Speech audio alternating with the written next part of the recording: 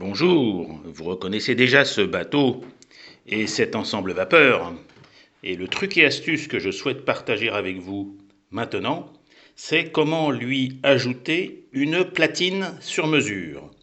Il se trouve que sur la coque, j'ai déjà un bâtimoteur, donc je ne pourrai pas aller jusqu'au bout de la démonstration en installant sur la dite platine, que vous commencez à entrevoir, le tout, c'est-à-dire depuis le brûleur, en passant par la chaudière, le désuileur, puis la machine, mais déjà les éléments que vous avez sous les yeux.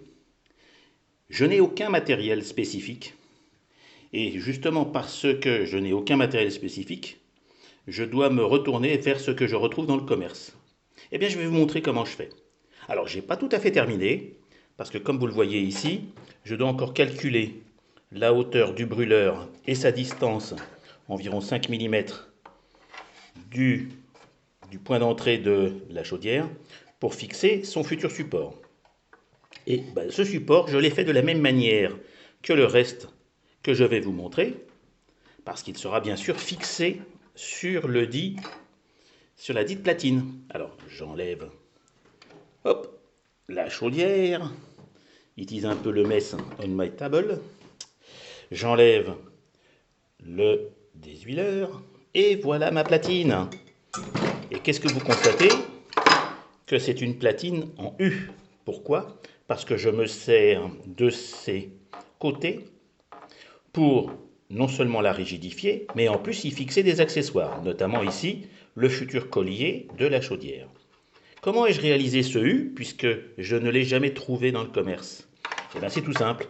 J'ai acheté des cornières en alu en L, donc ça c'est du 15 par 30, donc 2 fois 15, ça fait à peu près, ou de 15 par 40 même, donc ça fait à peu près 80 mm sur 15 de haut. Alors je l'ai taillé avec mes petits moyens pour pouvoir rentrer, et surtout avec du plat, j'ai percé et posé des plaques ici de soutien ces plaques font que maintenant cet ensemble est totalement rigide. J'ai des vis de 3 mm que j'ai serrées à fond et je vous garantis qu'elles ne bougeront plus. Donc maintenant que j'ai ma platine, j'ai aussi bien sûr préparé tous mes trous de façon à ce que je puisse installer en dessous des points d'ancrage dans la coque, sachant que l'important dans ce truc et astuce n'est pas seulement de construire, mais de penser maintenance. À chaque fois que vous construisez quelque chose, pensez à l'idée que vous aurez peut-être à le déconstruire pour une maintenance ou une réparation. Donc, je m'organise toujours. Par exemple, ici, vous avez les deux points de fixation du futur collier du désuileur. Le désuileur se positionnera ici, pas de souci. Vous voyez que mes points ici de fixation me permettront de glisser un tournevis. Donc je sais y accéder. Idem ici, j'ai la place de glisser un tournevis. Ma chaudière, que je reprends, oui, elle sera fixée de manière à laisser un peu d'espace entre le désuileur et elle pour que je puisse glisser un autre tournevis. Ici, pareil. Les deux trous de fixation que vous avez ici sous les yeux n'empiètent pas sur le futur support du brûleur.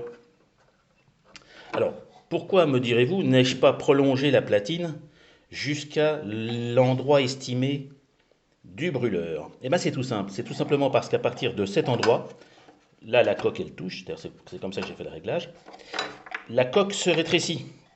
Et tailler un V dans la cornière, sachant que je n'en connaissais pas forcément la taille exacte, me semblait compliqué. Il m'a semblé plus facile de faire ce petit montage que je rajouterai ici, sachant que par ailleurs, je ne sais pas encore où je vais fixer cet énorme tank. Comme vous le savez, j'utilise des gros tanks pour éviter au maximum l'effet de refroidissement, même si celui-là est vraiment très gros. La machine étant une 6,8 cm3, de toute façon, il va consommer. Et le brûleur étant à 300 grammes/heure, de toute façon, lui aussi, il va consommer. Donc l'idée, c'est que je vais sans doute devoir peut-être faire tomber cette paroi pour le mettre soit en diagonale.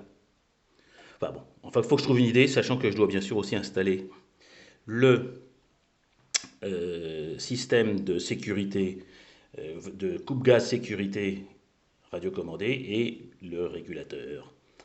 Voilà, donc c'était ça le petit truc que je voulais partager avec vous. Un peu de cornière, un peu d'huile de coude et quelques vis et écrous. Et vous avez votre ensemble vapeur sur une platine sur mesure. Au revoir les amis.